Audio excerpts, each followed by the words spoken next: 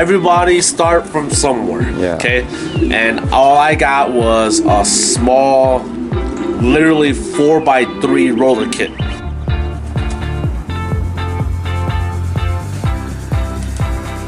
I've been profiting every single year since my first year, 2016, with the same family. I've been on a win streak every single year until last year.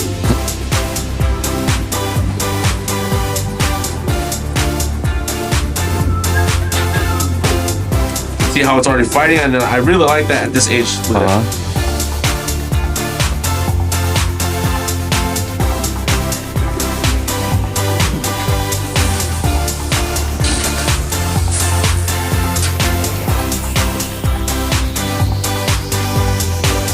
You get all at once. It's straight. It's nice. There's even like the windpipe is small. But I do also believe horses for the courses. And that goes for one loft, and that also goes for fraternities. Make sure you do your homework. Make sure you find a mentor, a reputable mentor. Guys, today we're at Chuhu, and for those who don't know him, can you introduce yourself a little bit? Yes. So, hello everyone, hello world. My name is Chuhu Aaraon Cha. I am fly under 7 Cha Brothers Loft. I'm located here in Minnesota. And thank you guys for checking out Invis's YouTube channel as well on social media. And also appreciate you, Invis, for visiting me too today, man. Of course. I know it's kind of cold and chilly today, and it was raining, super rain. It was raining earlier, but the rain stopped, so this is perfect timing. Yeah. Yep. How did you get started in the pigeon sport, and what age and year? Yeah, so pigeons, I've been with pigeons since I think 10 or 11. My nephews had some rollers and they had some homers, and my folks and I went over there once, and I was hooked. I saw the homers routing around their house and at the time, and I was like, Dad, I want those. So that's how I got to pigeons. They gave me 2 pairs, and that's how I started. And then not till I had them throughout high school. I went to college. I had to get rid of them. And then back in 2014, I was like, might want to get back to pigeons again. So I was still a color homer kind of guy. And then I got bored. So I'm just like, you know what? I want to do something more with racing pigeons. So I decided to race. And 2015 was my first year racing on the club level. I flew with United Racing Pigeon Club under the Heartland Federation here in Minnesota. And I flew all the way till my last year, which is 2020. And I've just been focusing on sending out birds to one loft and fraternity since. But during my club racing years, I did send to one lofts as well. I raced on club level and one loft as well. But yeah, that's my short pigeon history. So for those who don't know, so we used to be in the same club back then. Yep. And can you explain how you got started during that time with your little loft? Because they might not know. Yeah, so not a lot of people know. Everybody start from somewhere. Okay, and all I got was a small, literally 4x3 roller kit. It was high off the ground. I had a lot of birds that year, but then I started the racing season with a team of I think 23. And I finished the year with 15. I remember that year I finished with 15 because I won the club 300, but then I took third on the federation on the 300. So, but I started with a small. It was literally a roller kit. Yep. The following year, my stepdad and I, we built a rolling kit, but it was longer. So I flew out of that for my 2016 and 2017. And then in 2017, when I won Purple Heart with Peter, that's when I built my bigger loft. And I had that since. And then now I'm here at my new property. My wife and I bought a new house, and shed here is my breeding loft, and the loft behind it, the camera here is where I have my extra birds and whatnot. So this is where I keep my cocks and hens on the right here, cocks on the left, and then all the breeding magic happens in here now. Okay. So what was your first family of birds and how did you get them? So my first family of birds, my 2014 to 2015 year, I had a lot of birds. I had a lot of birds because I was started, but it was thanks to one of my nephews. He used to club race with United, Kuo Yang and Kuo Chang and Tony Yang. I got started with a few of the Hugo family lost birds. His Supercraft 609 family and the 969 family. I started with a few of his birds. He did well on the Minnesota course as well, so I started with that. Super 6, the 300 hen. I think I had a full sister to Super 6 and direct sons off of Blue Ranger.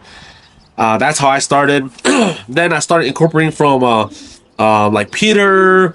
I also started incorporating from my good friend Bleeping Loft, Yang Vang, and that's 2016 is where I really blew up. And my main family since 2016 was my Turkon family, the Turk family, and throughout the years I found the family that's been clicking with this Turk family is the Bulldozer family that Peter got from that I got from Peter, that Peter got from John the Greek. Yeah. Okay. So that's my family since. But to really start, I think I don't have anything from my first year, 2015 anymore. The only thing I have is anything from Turkon from 2016 on till today. Yeah. So your family is off from Turkon now. Yep. So Turkon, I went back to Blakeman to have to buy a couple of his original family to kind of tweak with mine. I also went back to the source, which was Sam Haslam. I went and got a lot of his Turk family and Icon family to bring to mine as well. I did my homework. They did the hard work. I did the homework, and I just pretty much copy and paste. So got from the same lofts. I brought in Peter's family, the Bulldozer family.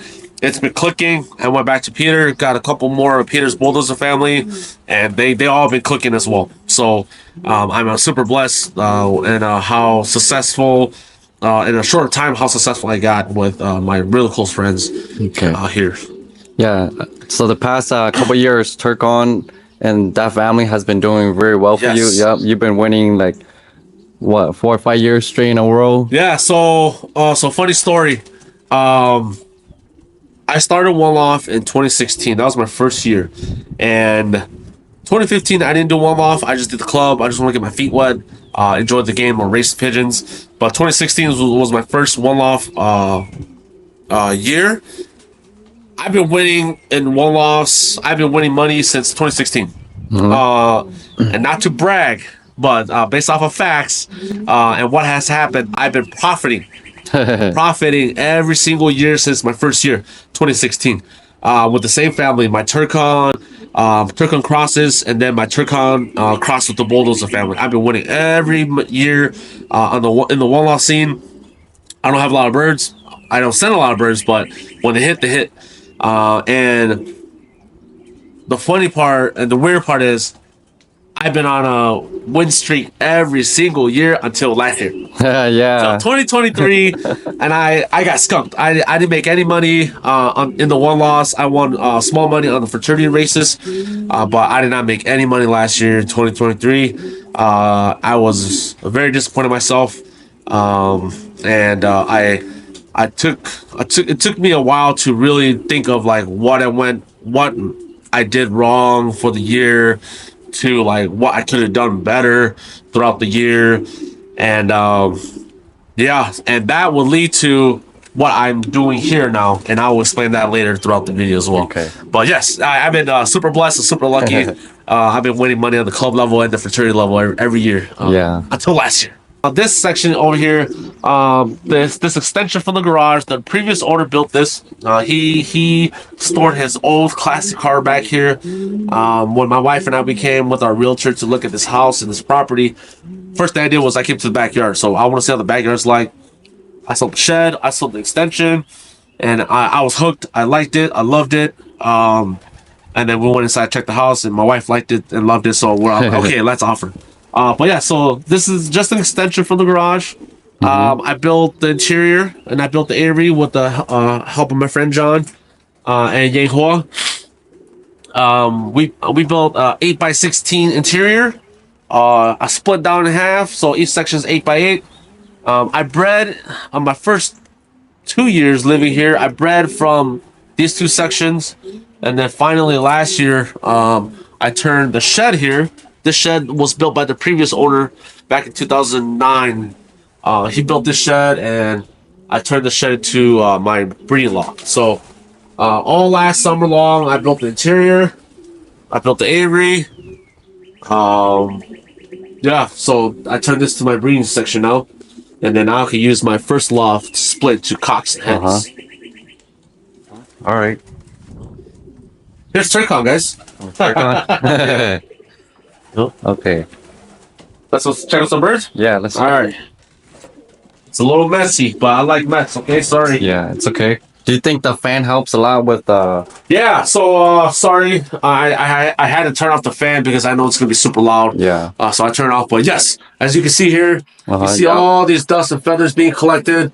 You can also see all these dusts here on the ceiling here. So it's working. I don't see a lot of dust in here unless the pigeons are flying around, but it works.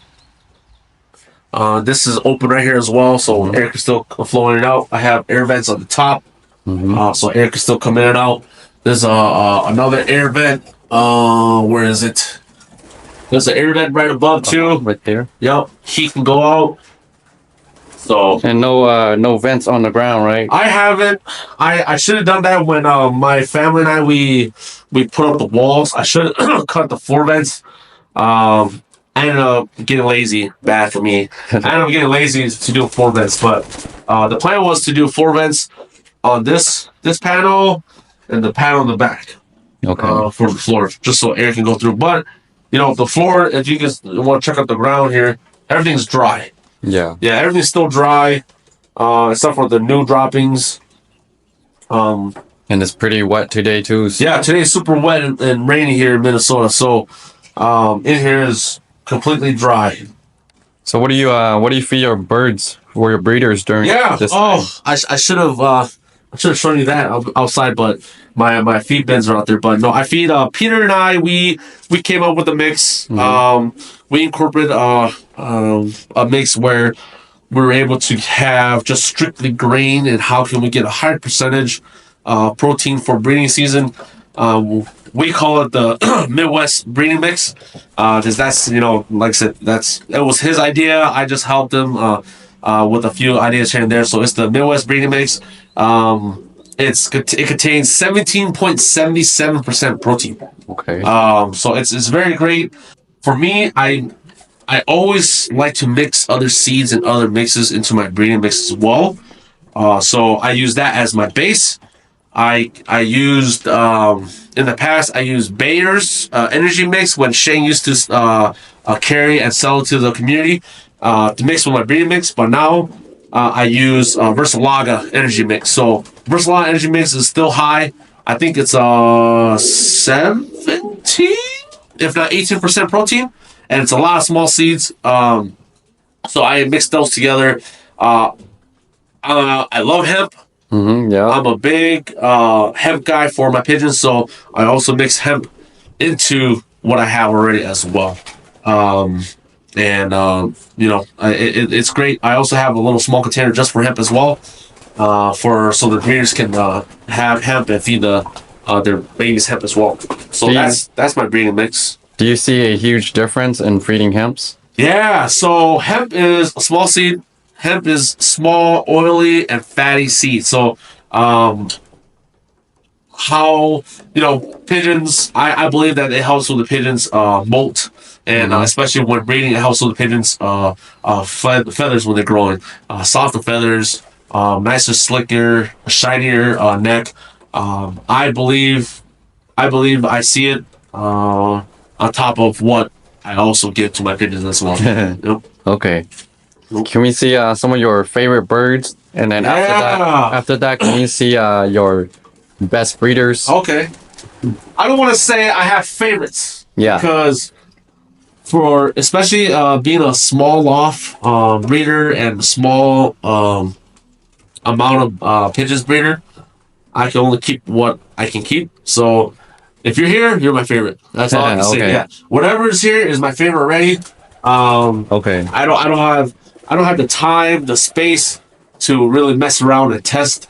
I'm at the part of my career where I'm bringing back my race winners and Yeah. holding back onto my breeders that breed the race winners. So, but yeah, whatever's in my possession are all my favorites. So in the other loft, is it just for stock or you? Yep. So those are toxic hens now. I'm slowing down my breeding. Okay. As you can see, a lot of them the nest bowls are empty, and only some still have youngsters. But I'm pretty much done breeding. I'm just letting these guys raise the last youngs, and that's it. So I split cocks and hens already. But since Turkon here, I'll show you that Turkon.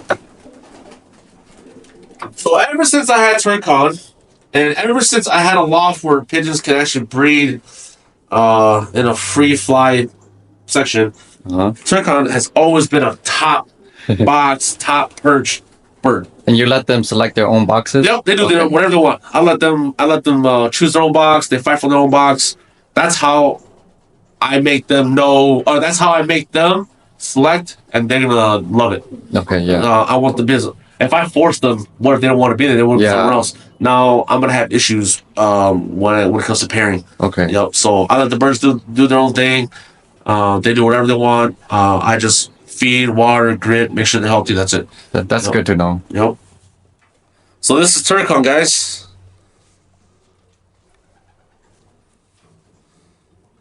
See, even Turkon doesn't like to be held. He wants to get out. A lot of my birds are, they like to struggle. They like to struggle to fight. See that? They like to get out. That's a trait I like a lot too. Yeah. Yeah. Yeah. So big boy. I just took away his mate, so he's still on the skinnier side. Just got done raising his youngsters too. But a lot of my breeders already are dropping the first flight already. But yeah, all white toenails, guys. Yeah. Yeah. And you kind of believe in this, huh? I do. I do because I only have him. Yeah, I only have him as an all white toenail bird in the loft right now. Okay. Yeah. But very nice bird. Story behind Turkon, he was a gift from Blinkman Loft. He told me to raise some of his birds for our fraternity race, but the bomb band race in 2015. After the race, once I'm done, go to him, select a bird. He'll give me a bird, and that bird was Turkon. Wow. Yep. So that's how Turkon started. And first year breeding, I clicked. Turkon that year, 2016, he bred my third place and my fourth place money winner at the Twin Cities one-off race. 2017, he went and bred Wild Midwest, the first place Purple Heart winner for the fraternity race. I bred Peter Handled. 2018, his grandkids. 2017, his grandkid hit. 2018, grandkid hit. 2019, he bred my Crooked River winner. She's up there on eggs right now. First place Crooked River winner. And 2020, he bred the full brother, which is this guy right here. I'll show him in a bit. Took ninth at the Midwest Convention. 2021, he missed. But grandkids and great grandkids did well. 2022, he missed because I bred his kids for stock. Oh. Yep, I put it back to his original mate, Bulldozer's Beauty, because I was kind of afraid that she was gonna start missing. So I was very cautious with Turkon and Bulldozer's Beauty that year. So I missed 2021, 2022, but the grandkids and the great grandkids and the great were racing well for me. So I gave him a very young hen this year. I got a hen from John, Greek Connections Loft, inbred bulldozer, and we'll see how I do this year. Okay. And he's filling all his eggs. Yep, right? never missed. Okay. Yep, never missed one egg. What age did you get him? I got him as a young bird. Oh. Yeah, I got him as a young bird. And then 2016 was his first year racing. Yeah, so I got him as a young bird. 2016 was first year breeding. Bred to a red check hen. I call Lady in Red, and bam, my career just started. Yeah. So, but yeah, this is United 258 2020 cock. He took ninth place at the Midwest Convention here in Minnesota when we hosted it. Mm-hmm. And Greg Warren auctioned bid and won this bird in 2022. I went back to Greg and visited Greg and Karen and them, and he gifted me 258 back. So okay. got him back. Very beautiful bird. I only have 3 kids off Turkon, 3 sons right now off Turkon, and I have 2 that are money winners, and I have 1 that's a full brother to this one. So okay. Nope. Only 3 sons are breeding here. Oh, 258. So how do you choose your matings? Yeah, so this year, and kind of go off of what I said earlier, I didn't win anything last year. Mm-hmm. So this year was different. I have a different approach this year. This loft is a little bit smaller, but it's big as a one section. I wanted to do 4 rows of my breeding boxes. 4 rows. Yep. But then when I put in the 3, I was just like, that's just gonna be so many birds. 15 pairs. That's 30 breeders on top of the young birds that they're gonna rear. I was just like, nope, that's it. 15 max. I don't want to put in that 4th row of this. That's just gonna overdo it. So with that in mind, and with me not winning anything last year, I told myself 15 pairs, best 15 cocks, best 15 hens, go. So that's how I did. I chose these are my 15 cocks and hens in this section. Pairing wise, I did a lot of winners to winners and a lot of breeders to winners. I have a few breeders to breeders. Like I said, I'm kind of far in my career where I've been bringing back a lot of my race winners, and I'm able to do that. So, like for instance, this pair is both racers.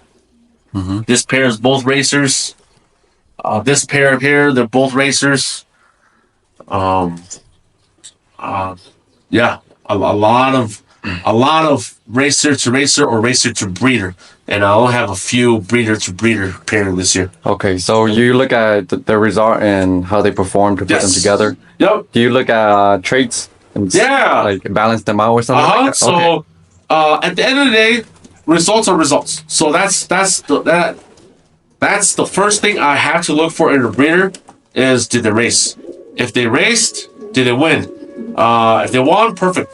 If they didn't win, that's fine. It was race, but were the siblings or half siblings race winners as well? So there's a lot of things that I would think of prior to even bringing in or pairing. And then we go to the breeders. What has the breeder done? They bred winners. Okay, cool. I'll keep you. Like I said, I'm very limited space. I don't have a lot of room, and I have to be really tough on myself on that. And Joel, I watched clips of Joel's interviews and seminars, and I really like what Joe mentions because Joe, he's a small loft guy too. Minimal breeding pairs, and I try to keep myself like to that kind of level of thinking and mindset of what to do with small amount of birds. Okay. Yep. I see. So can you talk about your reds here? What are they? Yeah, so that red is I got her from Peter. They decided to nest on the ground. They didn't want to nest back into the nest box anymore, so they raised the 2 at the ground. I just let them do whatever they want.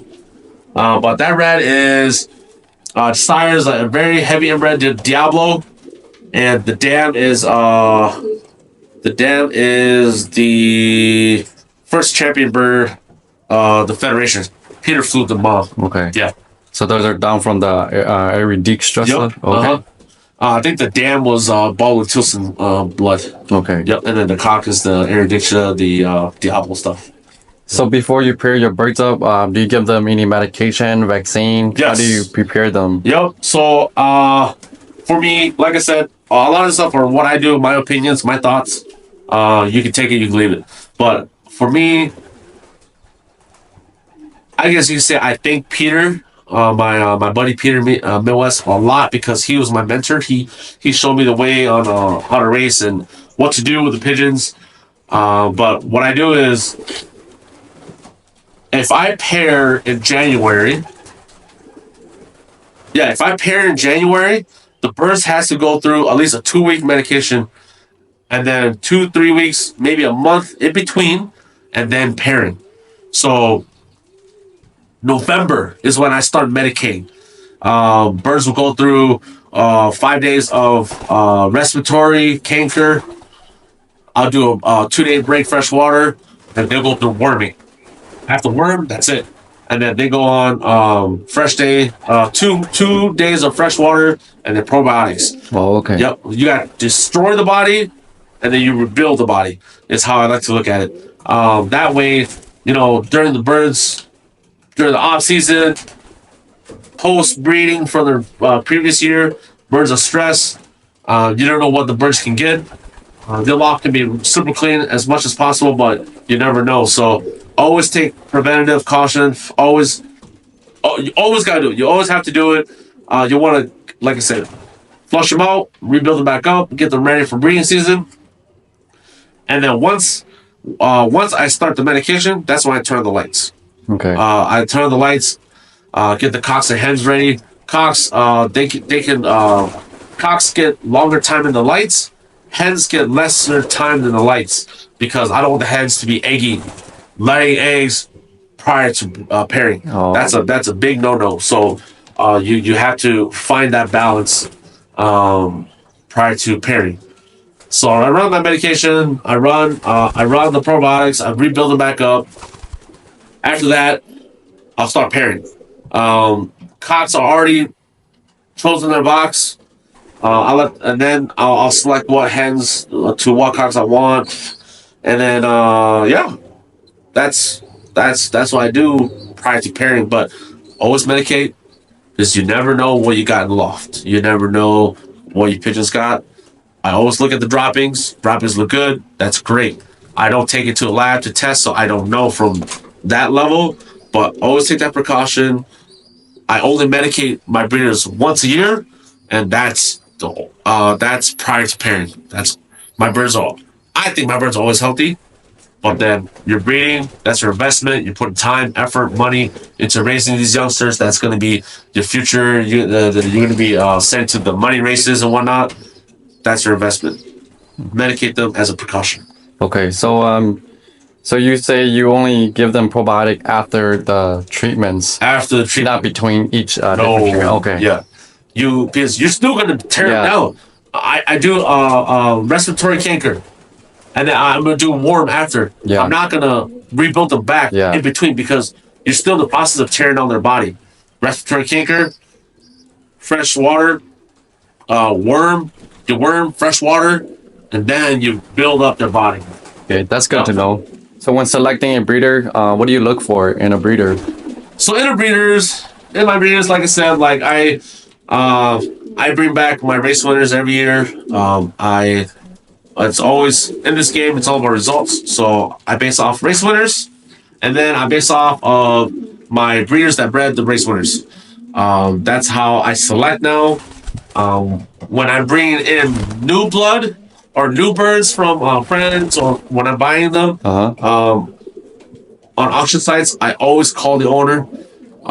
If I know the owner, I always call and say, "Hey, I saw this bird.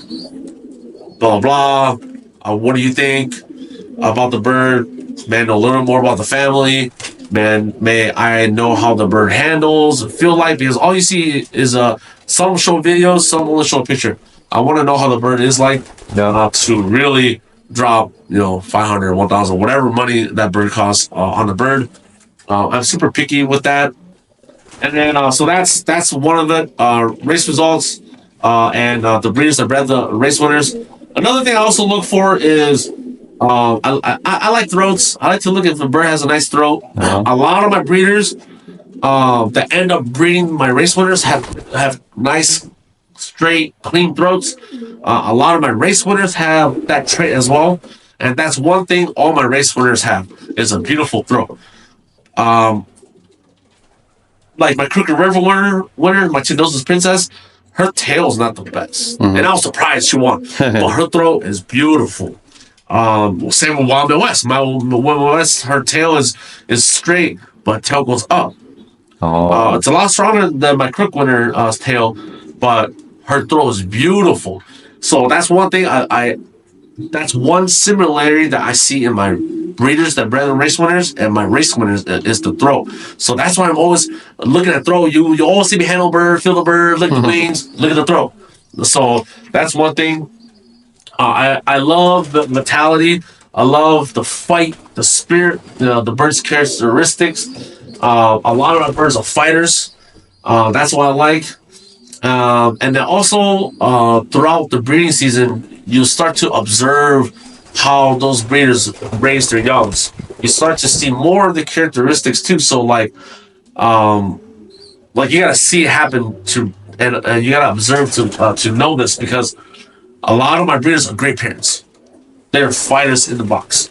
When they're on eggs, when the hens are eggy, they're fighting you. When you put your hands in there, they don't get up.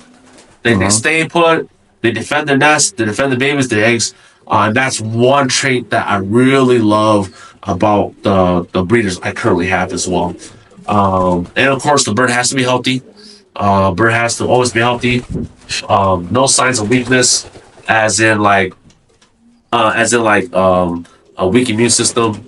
And I try to do as natural as I can. Deep litter, minimal medication, and birds look great. So I think what I have so far has been good, and my thought process of selecting birds has been pretty on point right now too. Yeah, I agree on that. So do you think that import birds are better than local birds, or do you think they're the same? I only have one import bird. And he actually bred me a money winner his first year breeding here the too. hairy bird. Yeah, my grandson and Harry. I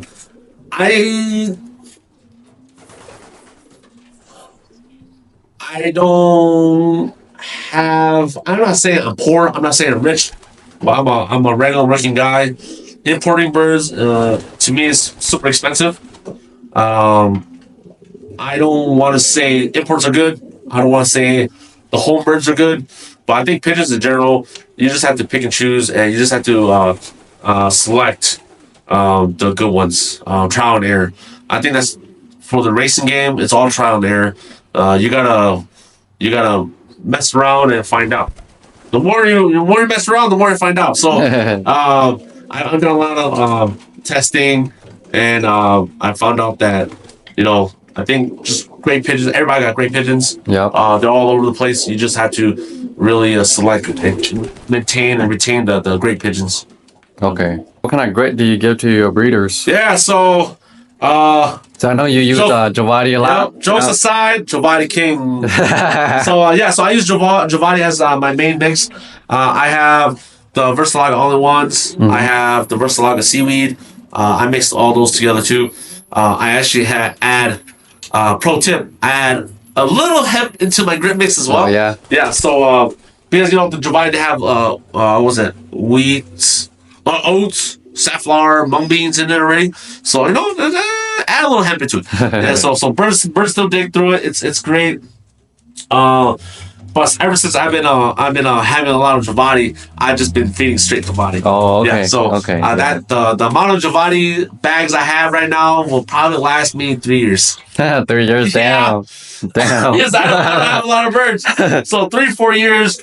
Will probably whatever I have will last me, but no more buying grit. I'm done buying. But yeah, number one, Giovati. I love Giovati. I love how it smells. I love how the pigeons react to it. It's like crack. I'll be honest with you, it's like pigeon crack. I don't know why pigeons love it so much, but they kill it. They kill it. I always feed the birds first, and then I do the grit. But they'll eat. And then once they smell the grit and they see me changing on grit, they stop. They just go straight to grit. So That it's good. It's good stuff. Um, I know it comes with a powder as well, so I bought a lot of extra other powders too, just to kind of do a little mix. Let me see right here. The pink mineral powder. Yep, my 4 spices. Oh, you mix. Oh yeah, you Yep. mix them, huh? I mix this myself. You can get all this stuff at Vita King products. Tell them you want the Chuhu 4 spice. They know what to get for you. Really? Yep. Yeah. I want what Chuhu gets for his mineral powder mix, and then they know what they want. But I talked to Jim and Kelly a lot about this too. But yeah, it's really good. The pigeons dig through it. Like I said in my videos too. Our pigeons are captive. They don't get the minerals and whatever like how the wild pigeons out there do. So you got to provide as much as you can to the pigeons. And I feed this year round. I feed them more during breeding season because they go through it more. But I have grit and I have this powder available at all times every day for my pigeons, even during the off season. Okay. Yep. So do you put anything in their water during breeding season or? Oh yeah, definitely. Okay. Definitely. Breeding season, I run vitamins twice a week, and that's also on the feed and in the water. During the off season, I do vitamins once a week. Do you give them? Do you give them both on the feed and water at the same time? Yep. Oh, okay. So vitamin days is what I call it. Vitamin days to get vitamins on the feed and vitamins in the water. Breeders during breeding season, like now, twice a week. During the off season, when I'm done breeding, they get it once a week. Okay. Birds, like I said, if you want a really good start to the breeding season, you already started long ago. You can't just start investing that and building them up during breeding season. Yeah. Yeah, they have. It's a process. You have to sacrifice the first year to really start to the next year. Like I'll tell you right now. After this, after I break down all my breedings, like I shut off the lights, birds will go to the remote. Now I'm sticking to more of like oilier seeds, black sunflower seeds, hemp. I'm feeding more of that energy mix because it's higher in the oil, smaller seeds, oil fat content, protein. They still get their weekly bath, and water. So you start there and you build them up, you keep them healthy all the way to breeding season, and then that's how it is. You have to maintain that throughout the whole year. It's off season, you're not breeding, you can't just like, oh, I do whatever, No, you can't. You still got to focus on the breeders. Those are your investments, so you still have to focus on them. Okay. Yep. So vitamins, the water feed twice a week during breeding season, once a week during the off season. Do you give them any natural product like apple cider, Oh yeah, garlic? definitely. So that's part of vitamin day. Oh, Yeah. okay. So you guys may think I'm crazy, but run vitamin day. That's what they get: apple cider vinegar. They get a shot of apple cider vinegar. They get 1 clove of garlic, and then my other vitamins I put in there. So yep. So that's what they get. Okay, so during this time, you won't give them any probiotic, any... No, they still get probiotics. Oh, they still get probiotic? They still get it. Whatever I'm doing now, even during breeding season, whatever I'm giving them, I'm still giving them throughout the off season as well. Okay. Minus a few stuff, but pretty much it's the same recipe that I give to my pigeons. A lot of people say like, "Dang, you do too much chew." I'm like, no, they're my prize, they're my possession, they're my passion, they're my investment. So of course, I have to I keep up with my care for pigeons. Okay. So when do you give them probiotic with the... So probiotics is part of vitamin day. Vitamin day too? It's all in there, dude. Oh, everything. Everything. Whatever I have for probiotics, vitamins, minerals. Well, minerals they always get, but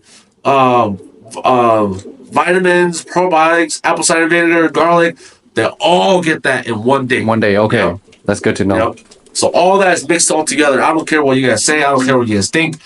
Even when I was club racing, that's what I did. Vitamin day once a week during the racing season. That's how we do it. Okay. Yep. So what kind of vitamin minerals do you use? So minerals we talked about already. Vitamins. I have a lot of products. A lot of products from Vita King. I'm a big roll feed guy as well.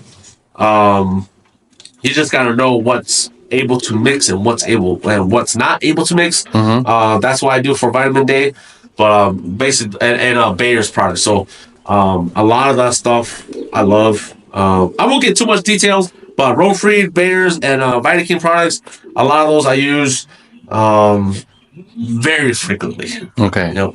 So do you swap them around too, or you mix some? Nope, though? everything mixed together, dude. Like I said, I'm telling you, like when all those different vitamins. when I say Vitamin Day, oh, you mix everything goes on the feed. Everything goes in the water. Okay. Whatever's on the feed is on the feed. Whatever's water soluble is in the water. Yeah, because I thought you were like alternate. You know. Oh, Yeah. So then, but you gotta know what to use and what not to mix and what you can mix. Like I use the roll-free Uznigano. It's an oregano base that I put in the water. Very minty and very how do you say it? It has a strong scent to it. So that I don't do that during Vitamin Day. I only use that product here and there when I see loose droppings, like during wet conditions. Last week I used it, just to help their body and their system a little bit. I also use Equal Tonic. So Equal Tonic, I don't mix that with the Vitamin Days as well. I have that as a product where I really need to use it, and I'll use it here and there, but I'm not using that like heavily. Like I said, I usually do that every so often when it's sweat out, when it's muggy out, when I see loose droppings, when the droppings get a little looser and I don't like it. That's when I use the oregano products. okay. Yep. So those are like the natural herby products. Yep. So Okay. those are very natural based and that's what I really like too. Okay. And that's the same mindset too. Always have medication because handy because you never know if your pigeons get sick. Yeah. Yep. So always just have it handy. Do you believe in different type of medication, like switching them around so they don't get immune to it, or like probiotics, switch it around? So no. Well, like I said, like I don't medicate my birds much, and like I mentioned, my breeders only get medicated once a year, and that's setting up for breeding season for a pairing. Even my young birds, like when I'm breeding, medication free because my birds are healthy. Their drop is nice. Youngsters are healthy. Youngsters are growing very nicely. I don't medicate at all until prior to pairing. That's it. Now, when I was club racing, during the racing season, during those 7-8 weeks of racing, I medicate once a week. But I medicate the racing team once a week. They come home Saturday, they get electrolytes, they get all that good stuff, and then they get fresh water that night. Sunday they get medication, respiratory canker, because birds are mingling all in the trailer.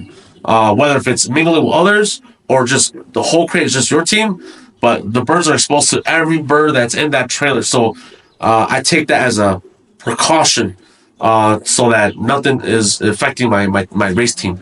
That's the only time I medicate heavy is once a week during the racing season. But now I'm not club racing anymore, so I only medicate once a year, and that's to my breeders prior to pairing. Okay, and you don't switch the medication brand or anything like that? No, I like the brands I use to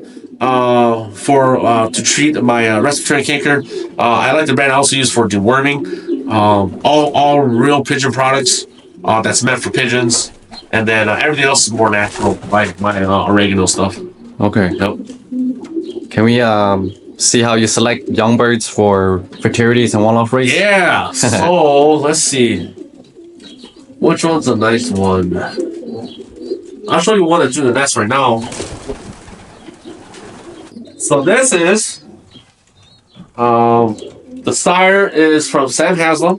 That bird was raced at the Trappers Loop one-off race in 2021.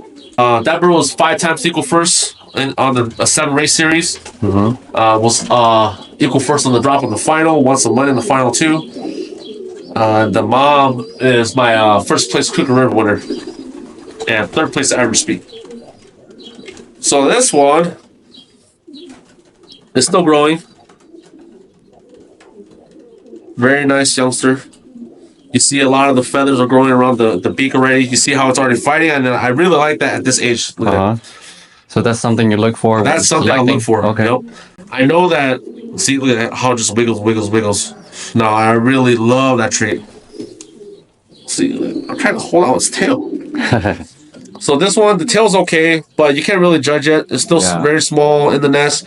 But then at this age, I look for character. Are they feisty? Are they fighting?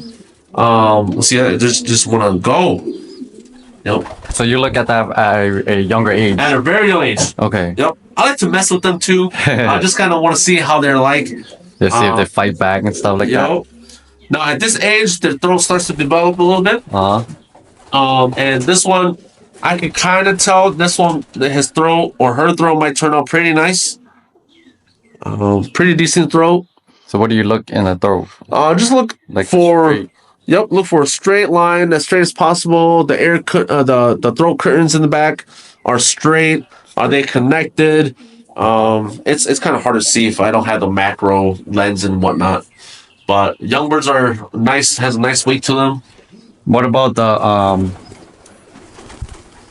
the thickness of the line in the throat? The thickness of the line. Oh, you talk about the vein in the far back. Just the ear line.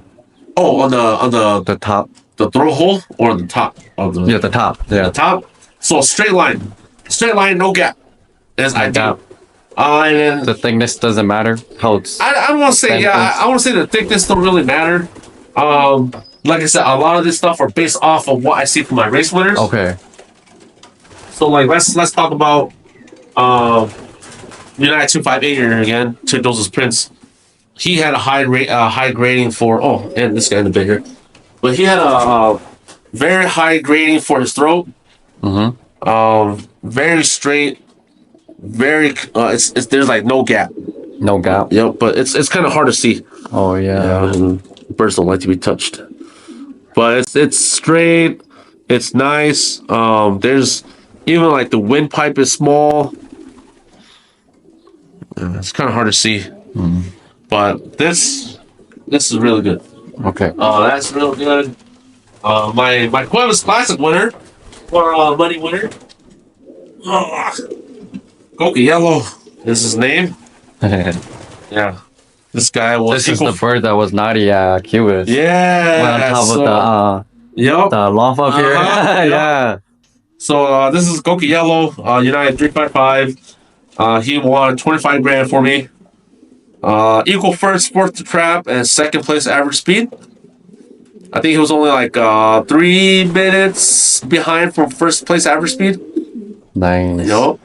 So very beautiful bird.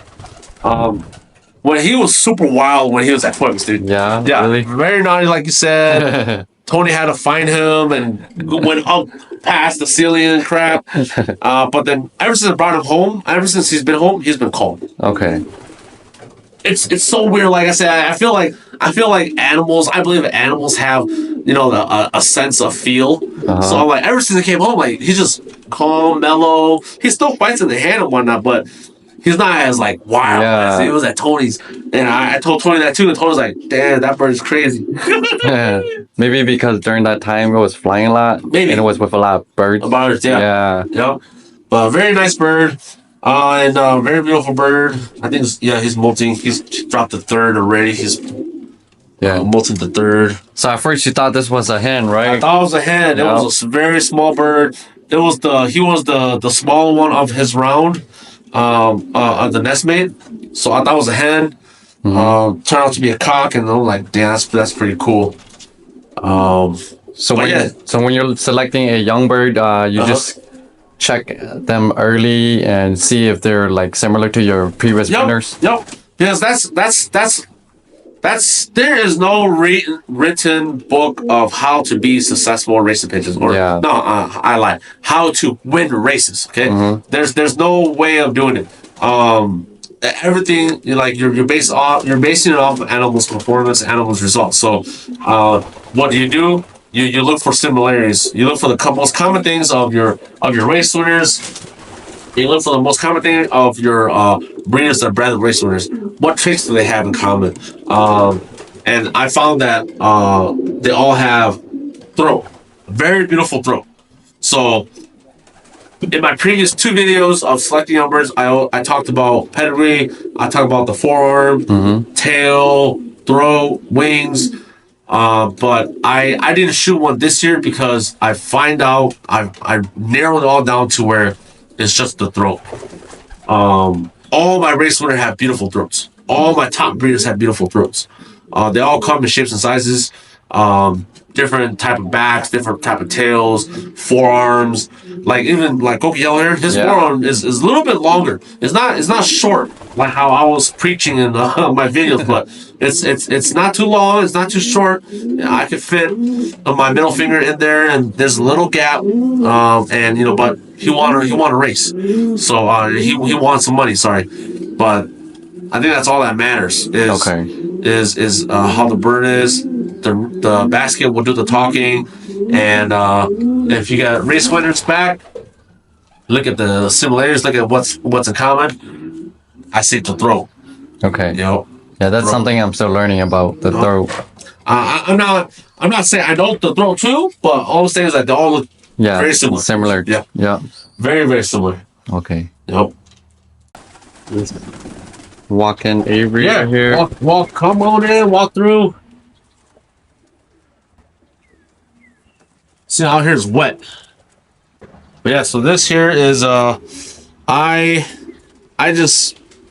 was an accident mating. Accident pairing, but purpose. I did it on purpose. So before I went on my vacation, I threw a cock into my hen section. I was like, you know what? I don't care who you pair up with, just pair up with somebody. And then he ended up pairing up with a kind of closely related hen. And then throughout this round, and actually this one, I was surprised it turned out pretty nice. And you can see I love the trait. I love the fight. Oh, yeah. Yeah. That's what I like too. So, so this one's actually pretty nice. I'm gonna send it out. I think the tail can still develop throughout time. I also think that too. See, this is what happens when the birds don't want to get handled. All their feathers get messed up.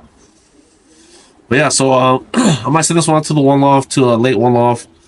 Throat's actually pretty nice too.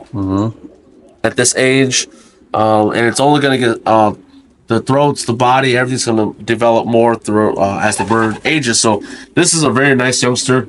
I'll be sending out. This will probably go to Beaver Creek. Okay. Yep. Do you look at the vents? I do.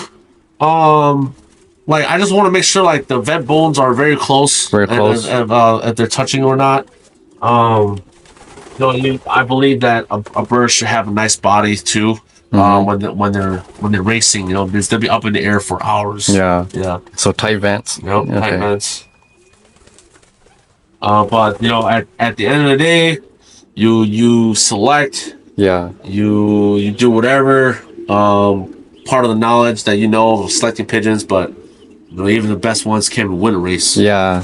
So sometimes it's the ugly ones that win. Yep. And like you were saying, the tail, sometimes tail go up, but they still win. So the basket is the only way to test. Yep. I'll show you what I mean by the tail. Yeah. So what I really like about this hen is she has a very bad attitude, and that's why. But very small, very sporty body. This is Mendoza's Princess. My Crooked River winner, 2019. Third place average speed. She won just shy of 13 grand that year. See, so she just want to go. She just want to go. Yeah, I like those type of birds too. But see what I mean? Her tail's not the nicest. Yeah, her tail's not the nicest. Yeah. As she aged, it got a little better. But then when she was a young bird, when I got her back, like I was just like, oh my god, her tail was not good. But I ain't tripping because shoot, she won a race. Yeah. She won a very big prestige race. Yeah. Crooked River. So that's a tough race too. Yeah. So 353 miles, Very beautiful bird, and like I said, she has a beautiful throat, man. Yeah. Very nice throat. Very nice throat. So, a lot of my race winners have that, and I cannot say about that enough. But, but yeah, so that's a very nice race winner, and I like to use her as an example too of how to select pigeons. And as a young bird, you can only hope for the best when it's done about. Okay. Yeah, So this is your these are my hens. your hen section. This used to be your old breeding loft. Yep. And So- now you're using it just to split your birds up. Yep. So when you wean your birds, you leave them in the other loft? Or Yeah. So the when I wean them, they still stay in that loft. They do whatever they want. I like to always say monkey see, monkey do.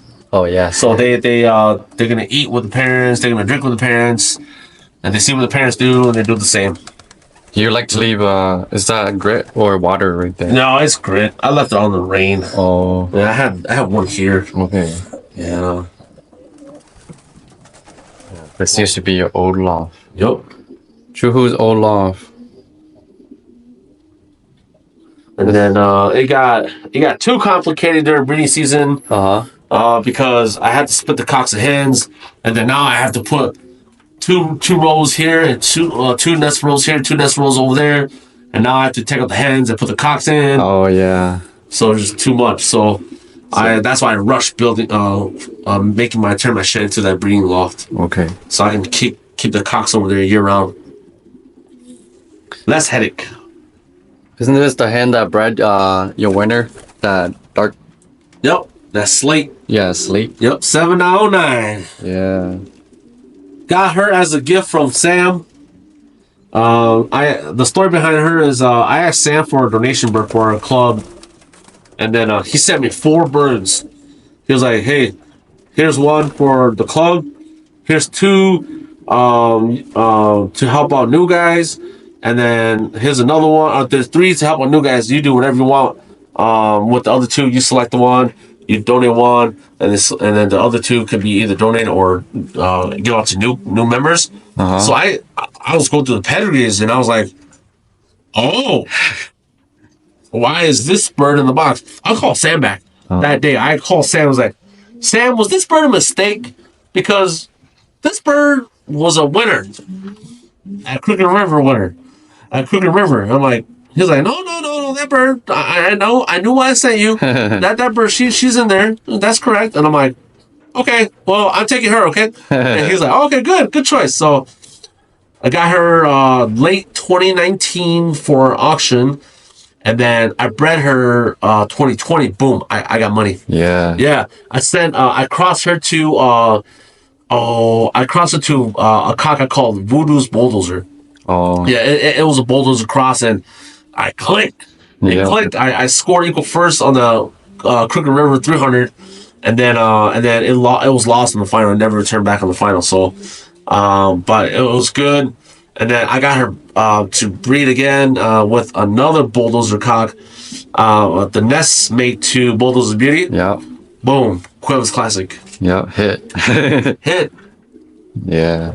That pairing, that mating, is really working for you. Dude, that's my hit cross. Yeah. Turkon Turkkon with bulldozers. Yeah.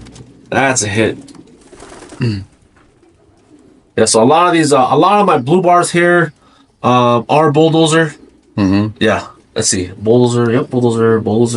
Well, except for that one. That one's Baldwin Tilson based, but a lot of them are bulldozer. Even my pie is bulldozer. Oh. Yep. My checks are more of my Turkon and Lady in Red Okay. Yeah. family. Yeah. Yep. And then the dark check there is from Jonah Mucka. Gift from Joe. Yeah.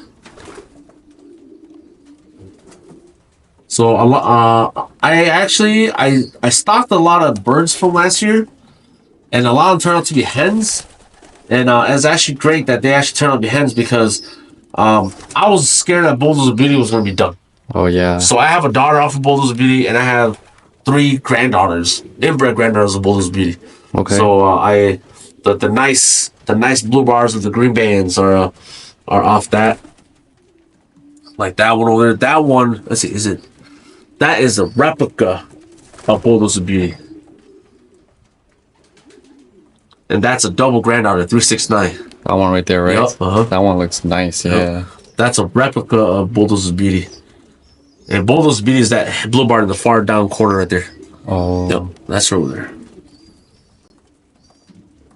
Replica, but nicer tail. My 369, she has a nicer tail than Bulldozer's Beauty. So you're not breeding from Bulldozer Beauty this year? She missed. Oh. Yep. Okay. But I had her to an old cock too, so it could be the cock too. I don't know. Yeah. Yeah, but the cock he never missed for me last year at all. Yep. So this year you're stopping breeding a little earlier, huh? Yeah. So I didn't want to do what I did like last year. I kept breeding, so I stopped. Okay. I kept breeding last year because I was afraid of losing Bulldozer Beauty being done. Oh, okay. That's why I just had my breeders kept going. But this year I bred enough for the races. My second round was what you guys saw in the breeding loft. That's it. So that's your second round only? Yep, second round on the floor. Third rounds are the one that is still in the nest. That's it. Okay, so 3 rounds. Yep. Okay. That's it. All right, Chuhu. So when you're selecting a one-off race, what do you look for, and how do you select a one-off race to send your birds? So for one-off races, I always love to call the one-off manager. I have a lot of questions as well.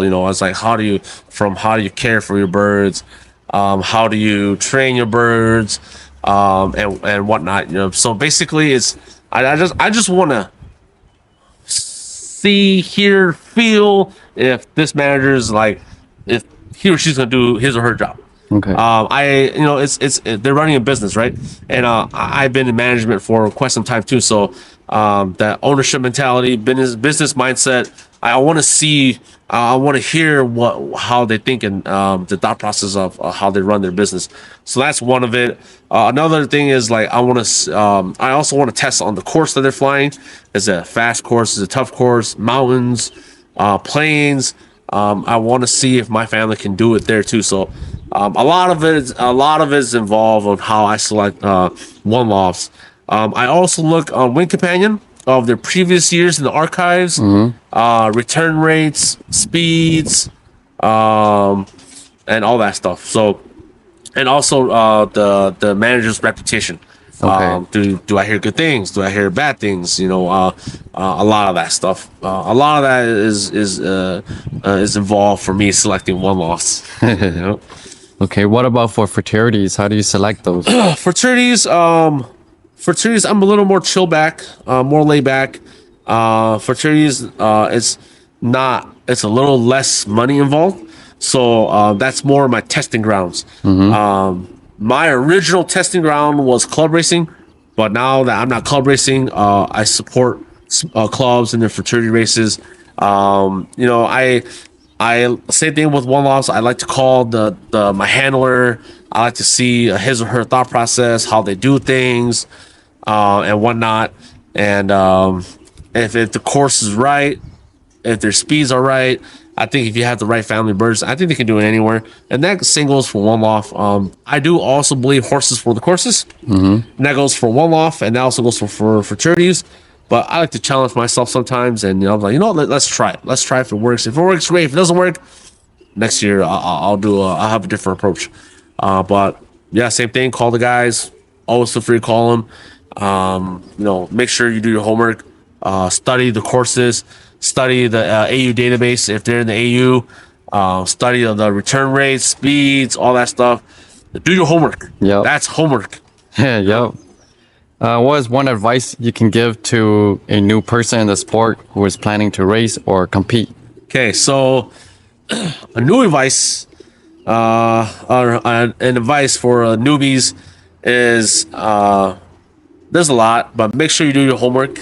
Make sure you find a mentor, a reputable mentor. Okay, Yeah. Not just anybody. Anybody can always give you pigeon information, but you want someone who can be a friend. And will help you. Like I was blessed to have Peter as one of my mentors, and he's helped me throughout his career. We have a great friendship.